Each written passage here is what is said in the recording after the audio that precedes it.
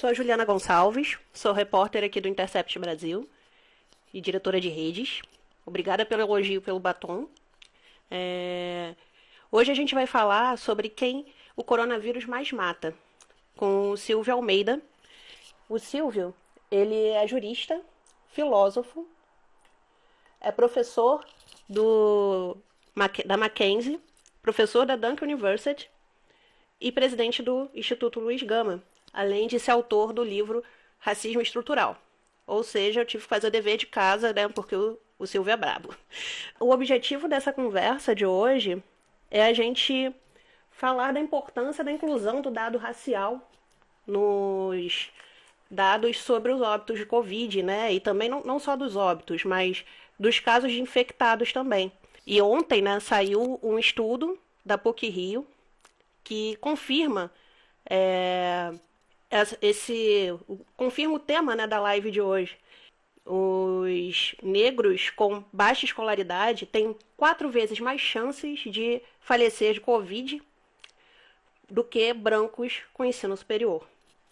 Né, tem um comentário do Júlio aqui, né, falando que o Silvio Almeida, o Gessé Souza e o Siddhartha são grandes intelectuais brasileiros atualmente. Né? O Siddhartha também já participou de uma live aqui no Intercept com o Leandro Demore e essa live está salva lá no nosso YouTube. Oi, Silvio. Tudo bem, querida? Como vai? Tudo bem? Me Deixa ouve eu só bem? desativar aqui. Pronto, desativei aqui os comentários para não Legal, atrapalhar a visualização. legal. É, Queria te agradecer por ter aceitado o convite, né, de estar Honra. participando da live aqui com a gente. Acabou de sair de outra live, muita gente veio de lá para cá, estava comentando aqui enquanto você não chegava. E queria começar perguntando como é que tá a sua quarentena aí, né? Que você está nos Estados Unidos, né? Tá na Duke University. Como é que tá aí para você? Bom, em primeiro lugar, obrigado pelo convite, Juliana. Muito obrigado ao Intercept Brasil, do Intercept Brasil pelo convite. Enfim, e também a todas as pessoas que me acompanham também nesse momento. Enfim, a quarentena aqui na verdade a gente tem mais do que quarentena, se falar do ponto de vista técnico. Né? Aqui nós tivemos a quarentena, eu vou explicar por que tivemos. Que houve o chamado lockdown. Né? Eu estou aqui na Carolina do Norte, numa cidade chamada Durham, que é a cidade onde se localiza o campus da Universidade de Duke, que é uma das universidades mais prestigiosas do mundo, uma das grandes universidades do mundo, e é uma das únicas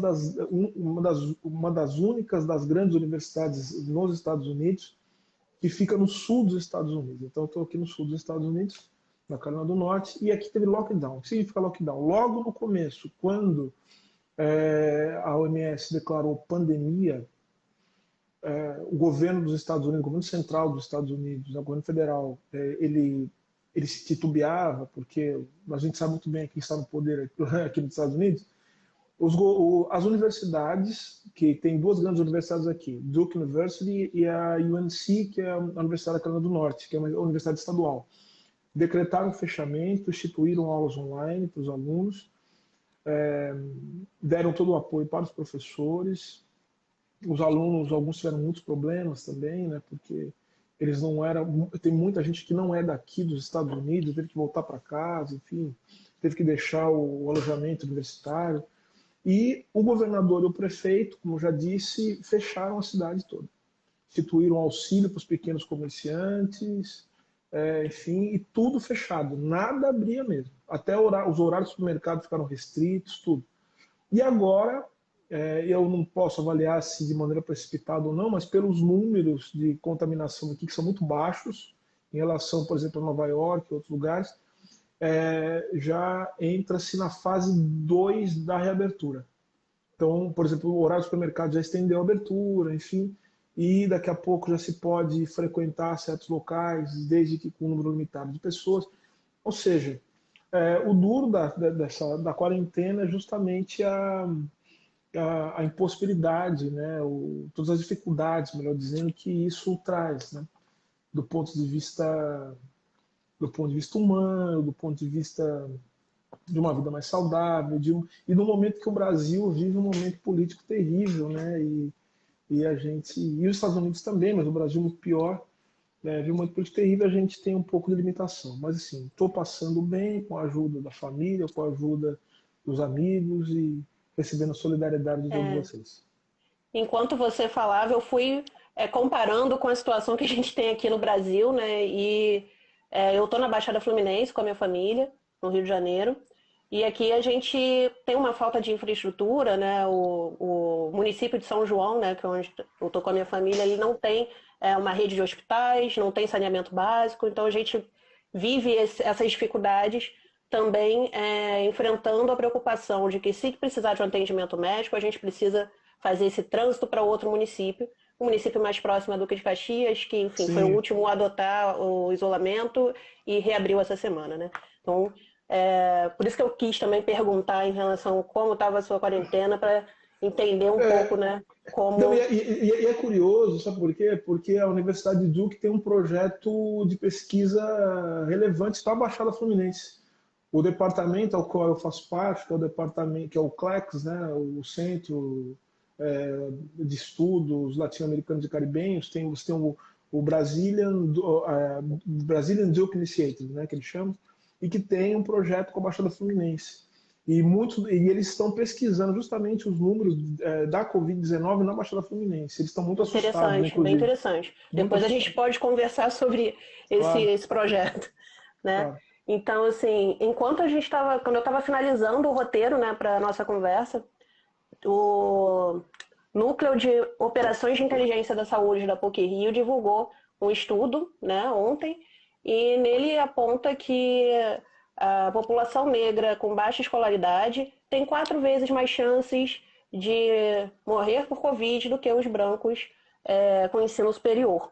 Né? E, na verdade, essa pesquisa ela confirma os dados que o Ministério da Saúde vinha apresentando, né, demorou um pouco para acrescentar o dado de raça, mas quando acrescentou, né, já apareceu que os negros eram mais afetados, que também é uma tendência aí nos Estados Unidos, né, e que aparecia também dados das secretarias municipais, como da Secretaria Municipal de São Paulo, em que Brasilândia tinha poucos casos de infectados, mas um número de mortes maior do que o Morumbi, que tinha muitos infectados, né, e baixo número de mortalidade.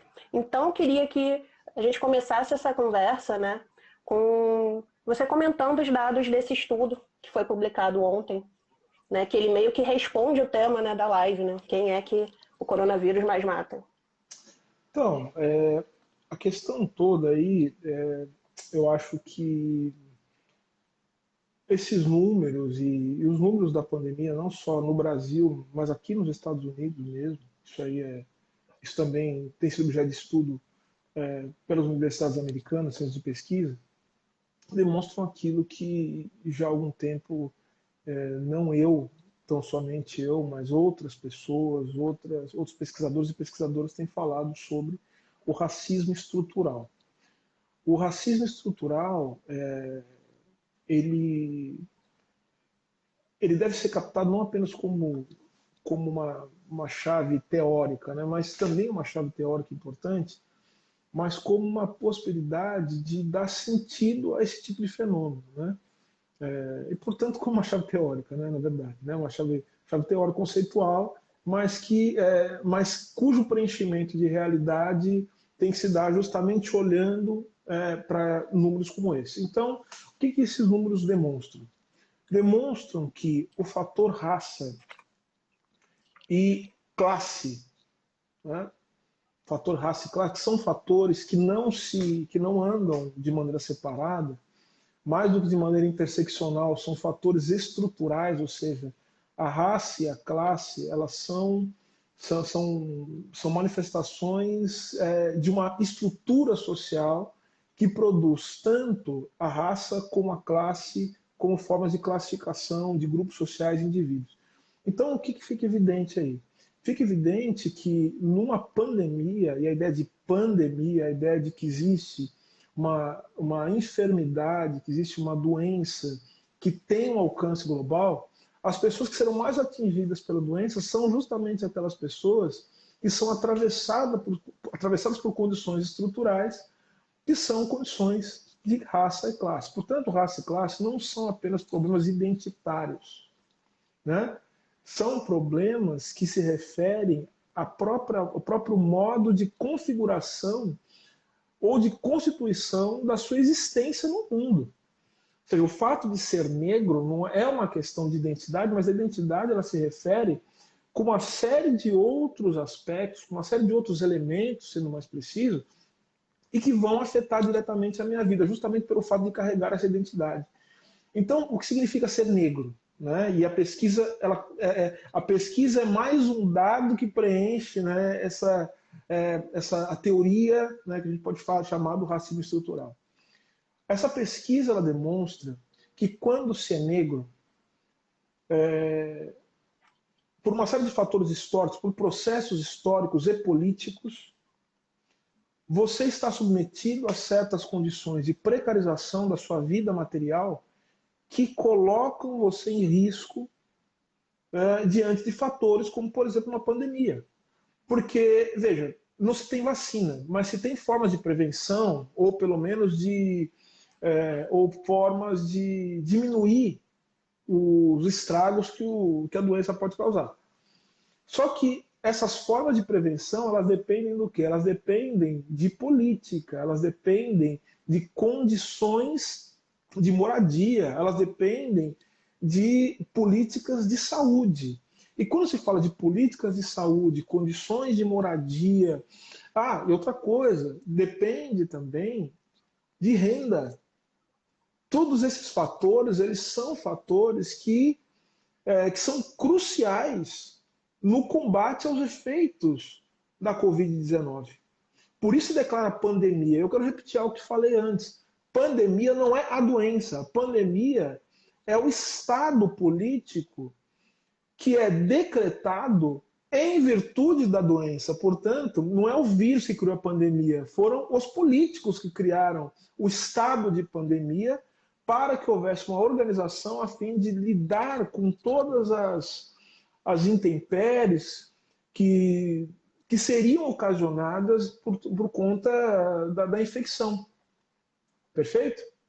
Então, o que é crucial nesse momento? É crucial, portanto, entender que se você tem questões de renda, quando se é negro, você recebe os piores salários, você está desempregado, você não tem condições de ficar em casa. Esse é um problema. Né? Porque às vezes o ficar em casa é importantíssimo, é fundamental. Eu espero que as pessoas que estejam nos assistindo estejam em casa. Mas muitas delas, talvez, não possam ficar em casa.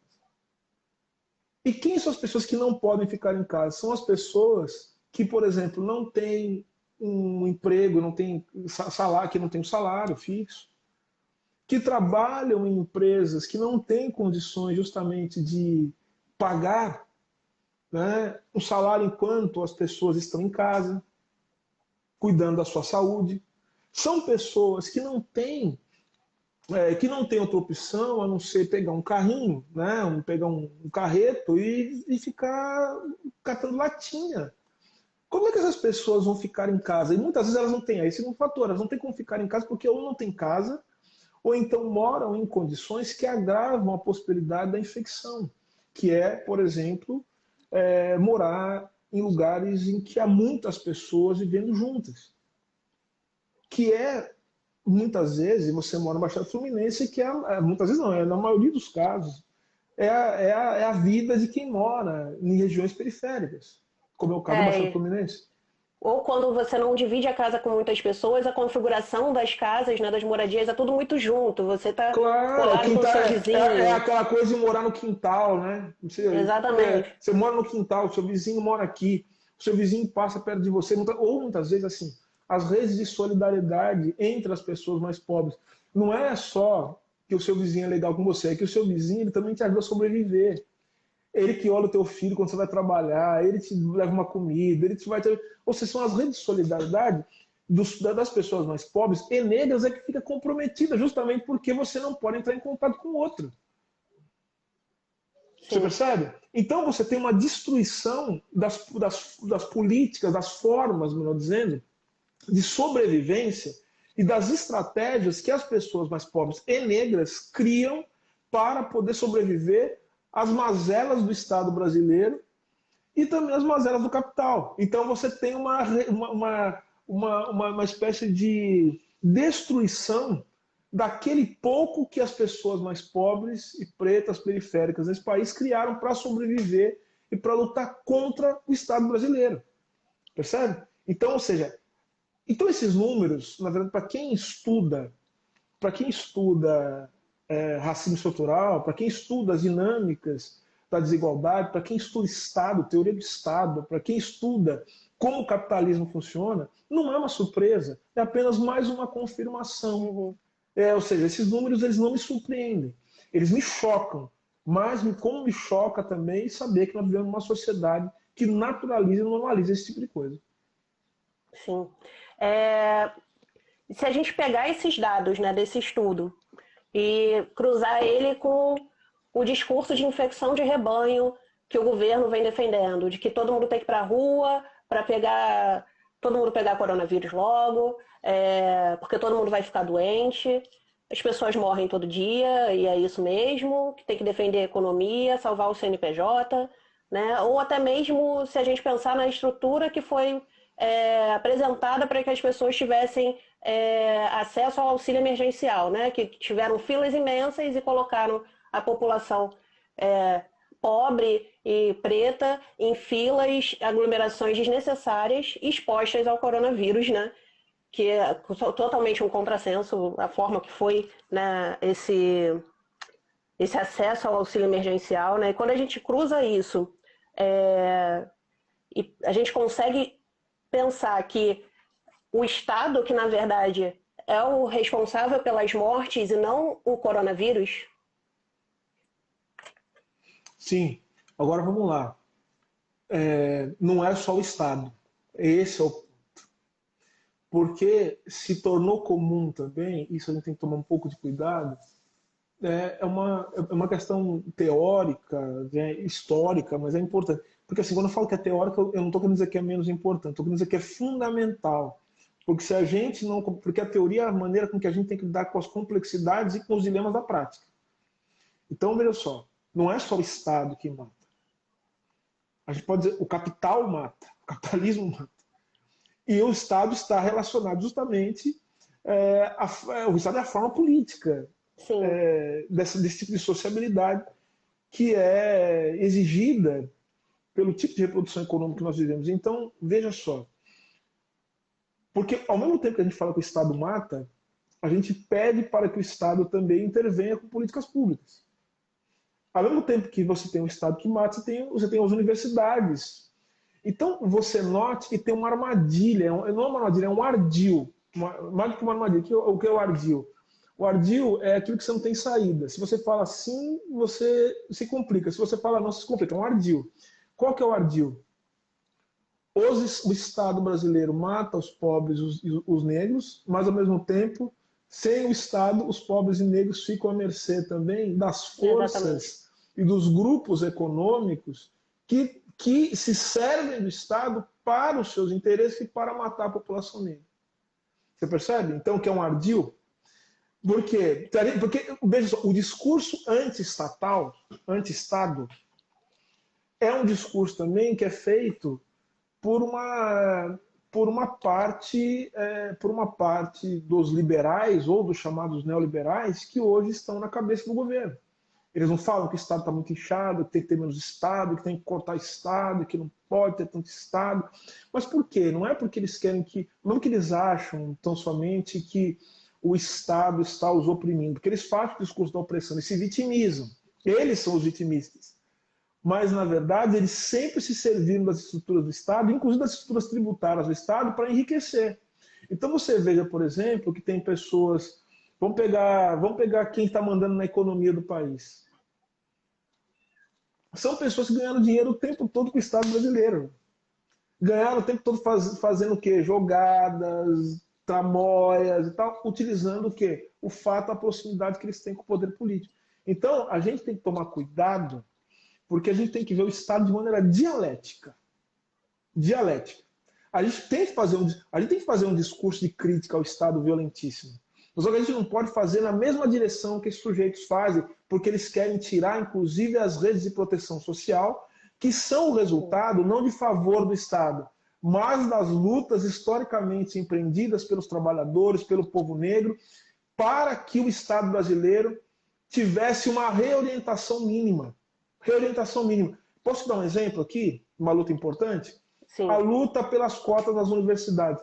Você sabe que isso foi uma estratégia, eu falei isso em outras lives também, mas eu gosto de repetir isso, que é uma coisa que eu ensino para meus alunos aqui nos Estados Unidos. Sabe que foi uma estratégia do movimento negro, no final do, sabe, histórico do movimento negro, e que no final dos anos 70 virou uma pauta política.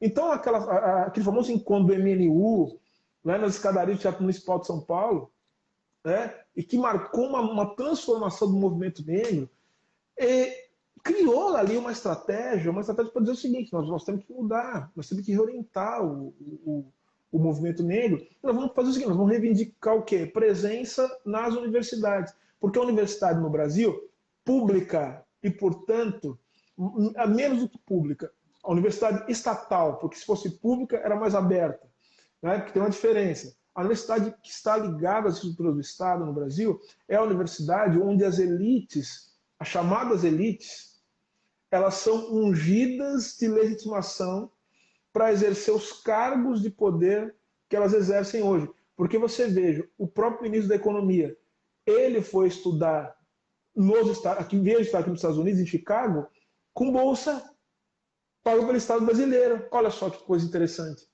Então você vê, esses sujeitos passaram todos por universidade pública. Hoje eles fazem o quê? Eles querem cortar a universidade pública. Percebe? Então a universidade pública tem um fator de legitimação também. Então o que eles perceberam? O que o movimento negro percebeu? Que uma vez na universidade você conseguia bagunçar um pouquinho essa história da legitimação.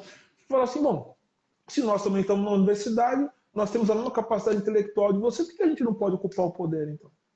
Percebe? Então a gente tem que tomar muito cuidado. Agora, só que o Estado em si, o Estado, é uma coisa que não opera sem violência. Isso a gente tem que entender. Isso é teoria do Estado, porque eu falei dialética. O Estado, ele é uma máquina de matar. Ele tem que ser uma máquina de matar. Mas não somente. Quem ensinou isso pra gente foi um cara chamado Gramsci, né? E tantos outros, né? Mas o Gramsci foi o que falou muito bem disso. Ele falou assim, bom, você tem violência e consenso operando, né, na lógica do poder político. Então você tem o uso sistemático da violência, que ele tem que estar presente. Veja só, não existe Estado não interventor. Não tem Estado. Isso é história. Esse pessoal que falou assim, não queremos intervenção do Estado, é tudo mentira. Só que a intervenção que eles querem é para matar as pessoas que moram, por exemplo, onde você mora, no Baixada Fluminense. Toda vez que vocês forem reclamar, que vocês forem reivindicar alguma coisa, e aí eles vão te matar. Essa intervenção eles não podem deixar de ter. Eles não podem deixar de ter, por exemplo, a proteção da propriedade privada dos contratos. Não existe Estado que não esteja a serviço de proteger a propriedade privada dos contratos. Sim.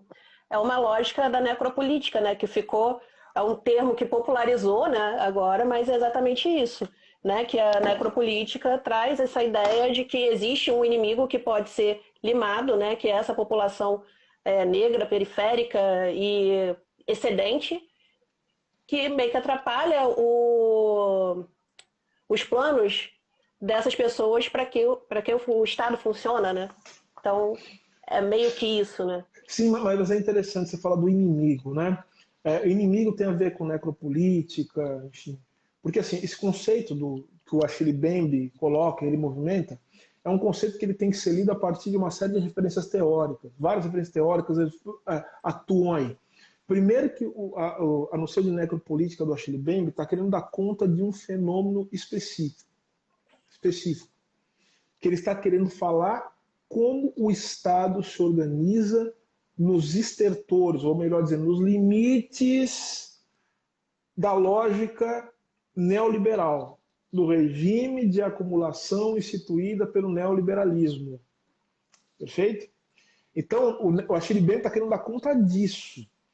E ele está seguindo a trilha do Foucault, porque o Foucault, né, no Líder em Defesa da Sociedade, ele vai falar sobre como o Estado liberal, né, que ele chama de Estado moderno, ele nasce sob a lógica da biopolítica. O Achille Mbembe fala, só que assim, o Foucault, o Foucault falou de raça, só que o Foucault ele não viu alguns elementos que agora eu estou vendo. Ele não deu conta de alguns fenômenos. Então, veja, quando a gente fala de necropolítica, a gente está falando, por exemplo, não por exemplo, mas falando com certeza, de economia política. O Achille Mbembe está dialogando com Marx, mas dialogando o Achille Mbembe com Fanon, embora discordando de Fanon. Eu estou escrevendo um artigo sobre isso. O Achille Mbembe ele não concorda com a teoria da revolução, nem do Marx, e que o Fanon concorda, que o Sartre também concorda. Mas o Achille Mbembe não concorda. Então ele faz umas críticas ali que depois eu tô lendo. Mas de qualquer maneira, o que eu quero dizer, não existe Estado que não tenha o poder de matar. É isso que a gente tem que ver. Uhum. Então, até para a gente sair da crítica moralista, porque tem um pessoal que fala assim, não, porque fulano de tal matou, também quando estava no governo, matou. Gente, o Estado é uma máquina de matar. Não importa. Se o Obama preto sentou aqui, você viu como um monte de negro que morreu? Pararam a morte de negro, o que ele podia fazer? Talvez ele pudesse fazer mais, eu não estou nem entrando nesse ponto. Mas ele só fazia lamentar. E tanto teve um caso famoso da polícia que bateu num grande professor da Universidade de Harvard, aqui, o professor Henry Louis Gates Jr. Teve um caso, ele estava entrando na casa dele, o policial achou que a casa não era dele e ele foi preso e tal, aquela coisa toda. O que o Obama pôde fazer? O Obama chamou, isso aí virou uma piada aqui nos Estados Unidos, inclusive entre o movimento negro. Porque você tem movimento negro, tudo quanto é tipo aqui também, viu? Você tem um movimento negro mais liberal, você tem um pessoal do movimento negro que é mais radical, você tem de tudo aqui. Você tem os negros que são conservadores. Sim. Agora, é interessante que eles fizeram, virou piada porque ele chamou o professor e o policial para tomar uma cerveja na Casa Branca. Você percebe, Piada, então, fato, como né? é que então, ou seja, porque o Estado mata. O Estado mata nas bordas. Por quê? Para preservar aquilo que é essencial. O que é essencial no Estado? Primeiro, as instituições políticas, as instituições que garantem a reprodução econômica e, sobretudo, o Estado, portanto, ele também cria as condições para a difusão ideológica de uma determinada unidade. Quando é que você tem um problema com isso? Quando você está em crise. Nós estamos em crise no Brasil. Por isso que nada disso está funcionando. Por isso que a gente está com a tensão lá no alto. Porque as coisas podem degringolar e ir para um rumo que a gente não faz ideia para onde vai ir. Você percebe, então, que é a crise? A crise é justamente quando o Estado e todas as formas de regulação da sociabilidade não conseguem dar conta de manter em funcionamento normal esse tipo de economia, de lógica social que nós estabelecemos. Então nós estamos vendo uma crise profunda. E quem que está na borda disso? São os negros, são os pobres.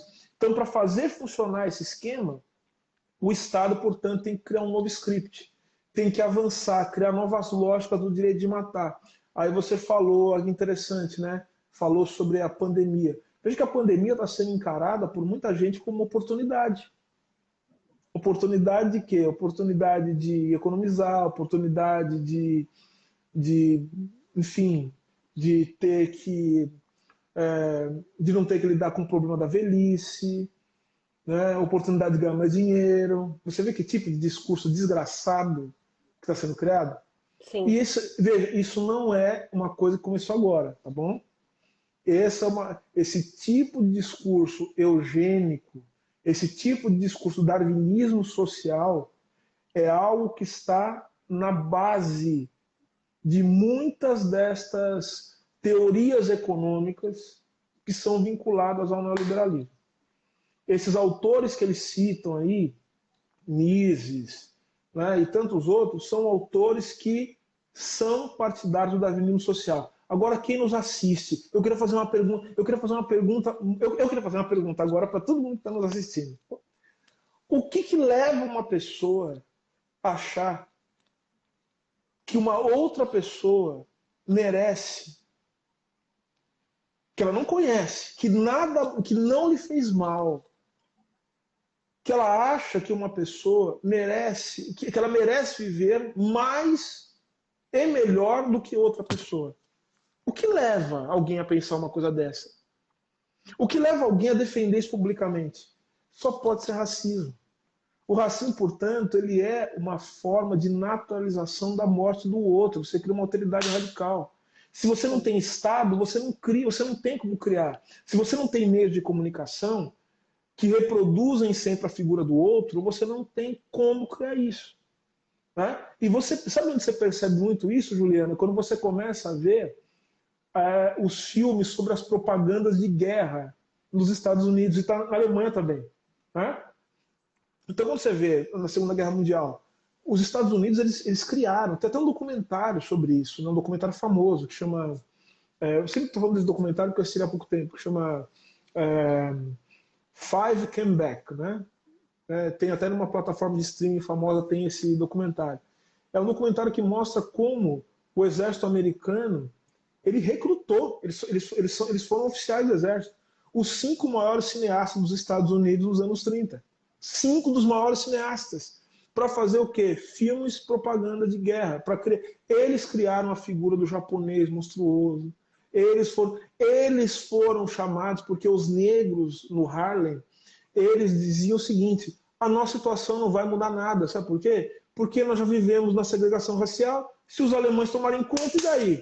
Aí eles foram chamados para criar uma propaganda de guerra mostrando como os negros, né, vivemos uma vida miserável, vivemos uma vida desgraçada. Tem segregação no sul. Aqui no norte, nos Estados Unidos, né, no Harlem, nós vivemos uma vida também de miséria. Nós não temos lugar nesse país.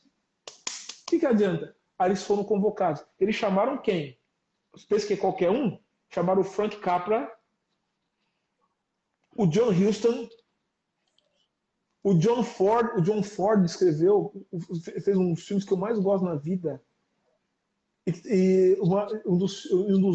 que é a adaptação de um dos meus livros preferidos, As Vinhas da Ira. O John Ford. Ele chamou o George Stevens e William Wyler. 5, todo mundo tem Oscar aí. Percebe, então? Para criar o quê? Para criar a imagem, a questão imagética. Então o racismo ele é fundamental. O racismo funciona do ponto de vista da ideologia, não só, porque ideologia não é só ideologia. O racismo ele também funciona do ponto de vista da estruturação das políticas do Estado, a atuação do Estado se dá a partir da lógica da identidade da raça. Você também tem a mesma coisa no campo do direito. Não existe raça que não seja uma criação jurídica. A raça também é uma criação jurídica. E, no quarto ponto, a raça também é fundamental para definir os termos da desigualdade econômica, que é um dado essencial no capitalismo.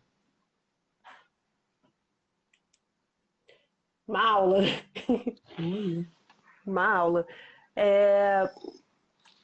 E existe, né, assim, a gente está falando do Estado como uma máquina de matar. Né? E na periferia, de forma geral, existe uma relação com a morte um tanto quanto diferente, que é uma relação de banalização.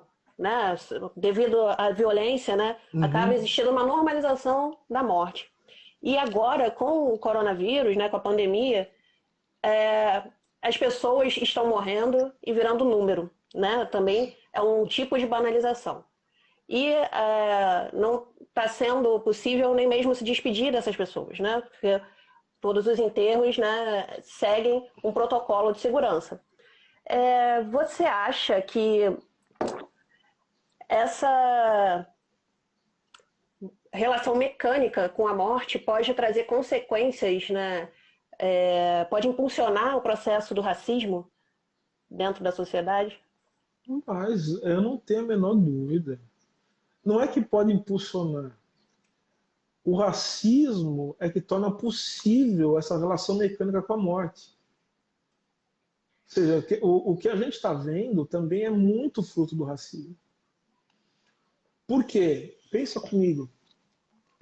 A gente pode depois tentar fazer, acho que não sei se é necessário fazer tantas comprovações empíricas, a gente pode depois até pensar nisso, né? Isso fica uma pauta de pesquisa. Mas a grande questão é só ver, a maioria das pessoas que estão morrendo são as pessoas, são os pobres, as pessoas negras. Veja, o número de pessoas, e até porque aumentou exponencialmente o número de pessoas que morreu por síndrome respiratória Síndrome respiratória. aguda Que grave, e muitas pessoas estão dizendo que provavelmente, muito provavelmente, essas pessoas foram infectadas pela Covid-19. Então veja, eu vou fazer uns paralelos aqui que são muito pesados, muito ruins de fazer, mas acho que é inevitável fazer isso, até porque são eventos que estão ligados, né? Pensa na escravidão, pensa no, pensa no Holocausto. Por que eu falei que a escravidão está ligada no Holocausto? Porque Hannah Arendt disse isso, a Aimé Césaire disse isso.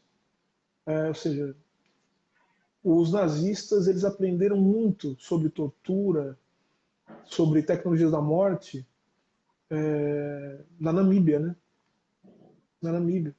O colonialismo foi absolutamente fundamental para ensinar as técnicas de morte que os nazistas aprenderam. Assim como a experiência frustrada dos italianos também, né? Na Etiópia, nos ensinou muito sobre violência.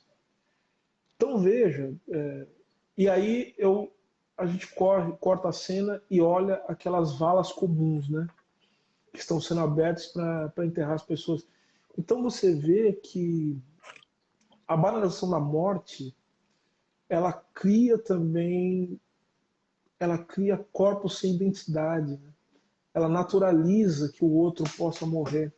Porque, veja, o corpo e a vida ganham significado a partir da política e dos rituais também, que tem uma ligação política.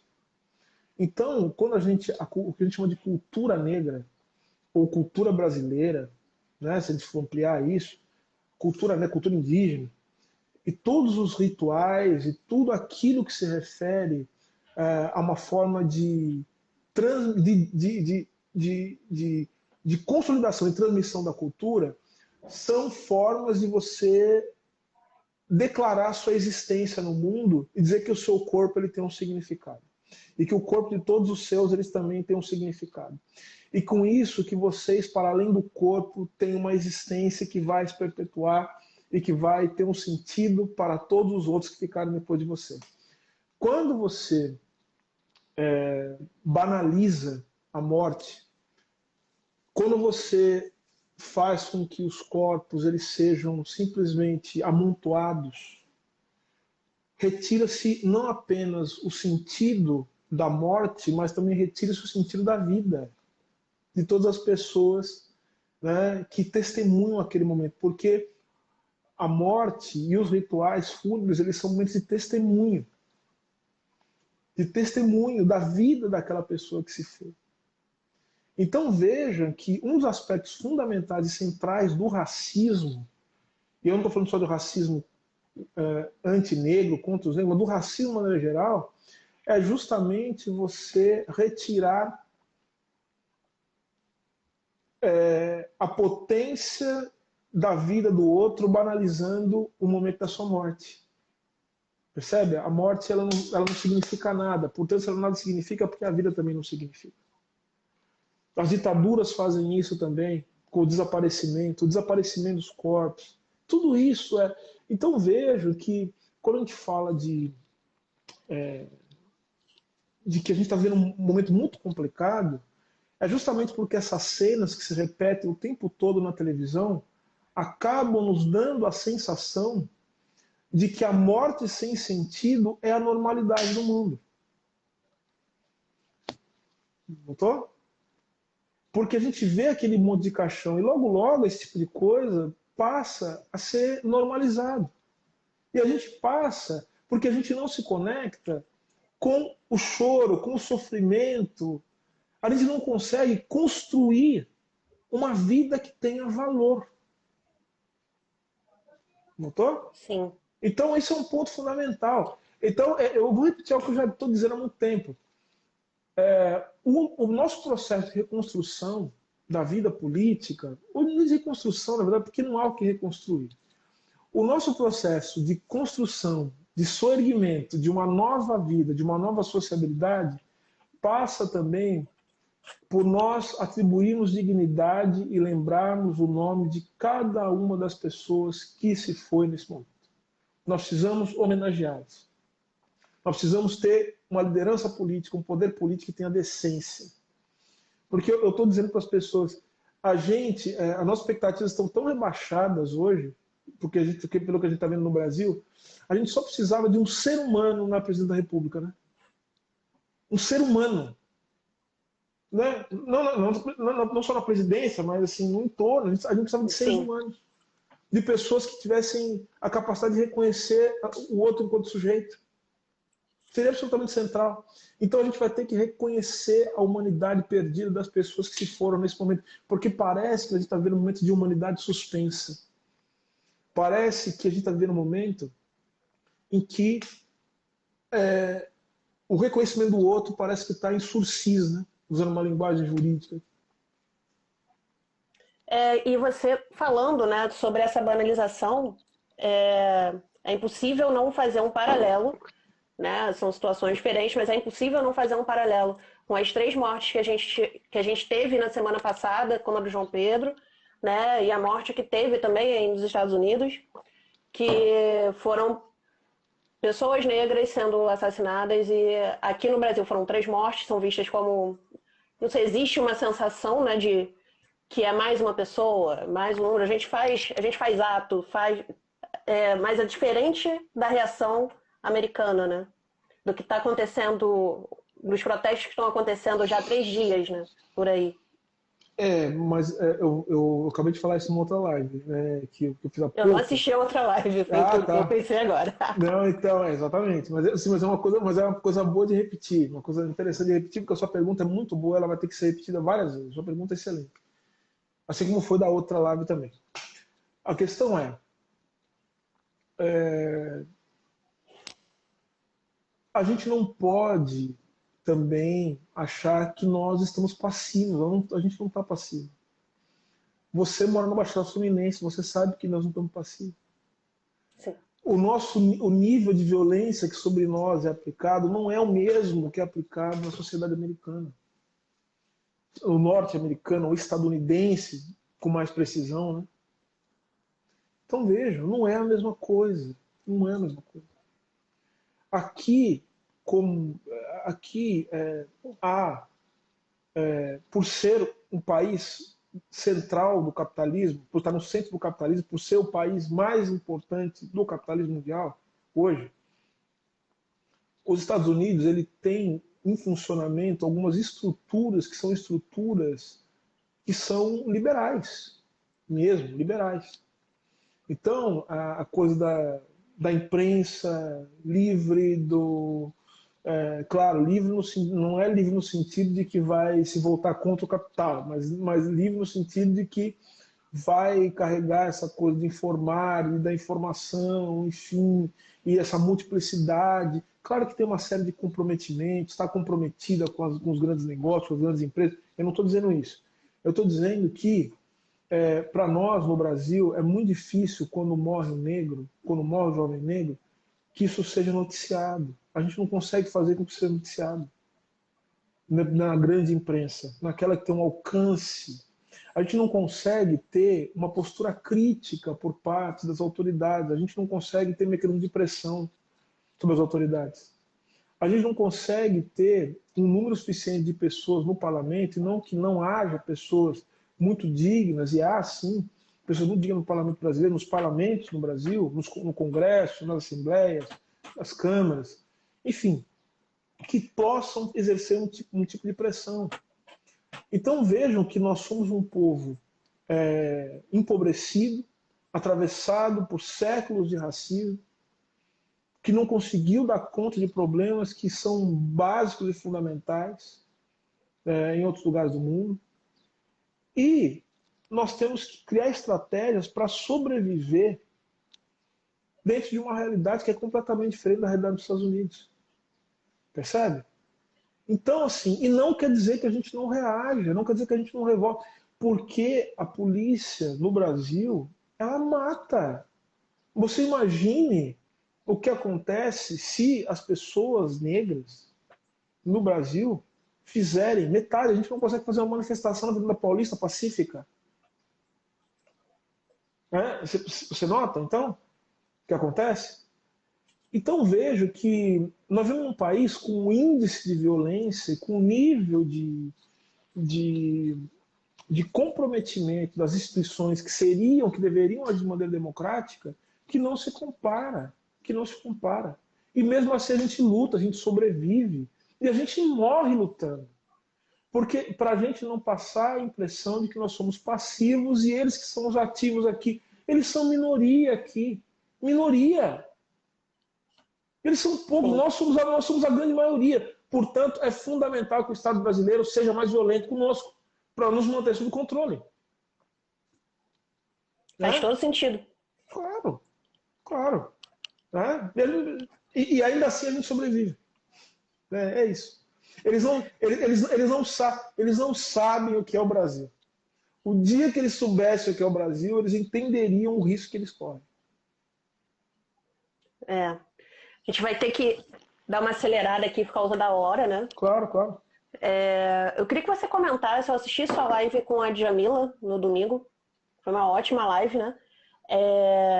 Que você disse uma coisa que ficou na minha cabeça, de que a pandemia é que produz o negro e o racismo. Eu queria que você Sim. comentasse isso rapidamente. Claro, porque assim, é claro, né? É claro que eu não vou. Não é um raciocínio Uhum. contra-intuitivo, mas está dentro da lógica do que eu chamo de racismo estrutural, do que outras pessoas chamaram de racismo estrutural. Porque veja só, se o racismo ele é uma produção que tem uma relação direta, ele é um produto que tem uma relação direta com a economia, com o direito, com o Estado e com a ideologia, a pandemia ela altera de maneira significativa o funcionamento desses quatro elementos no mundo todo. Então, o que você tem? Quando você declara a pandemia, como eu falei há pouco, você tem, você tem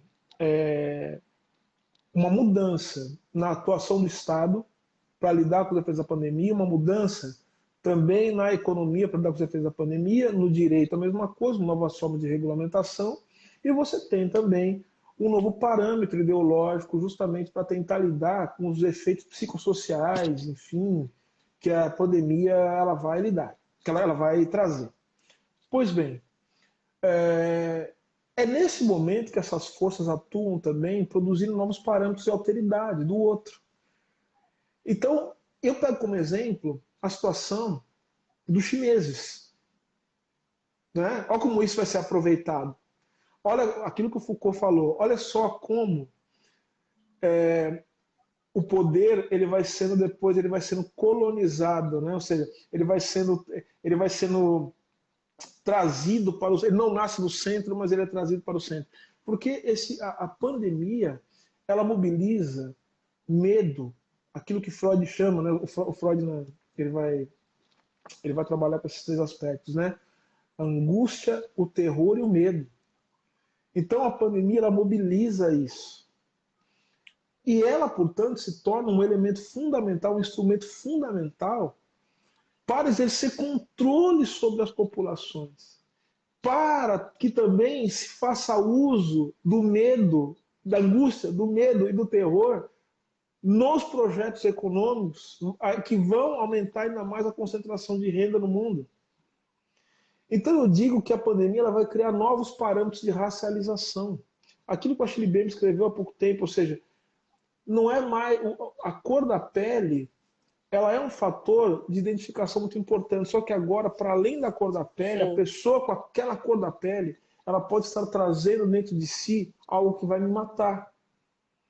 Então eu preciso criar formas, portanto, de estabelecer mecanismos de controle para que essas pessoas não venham ameaçar a minha civilização.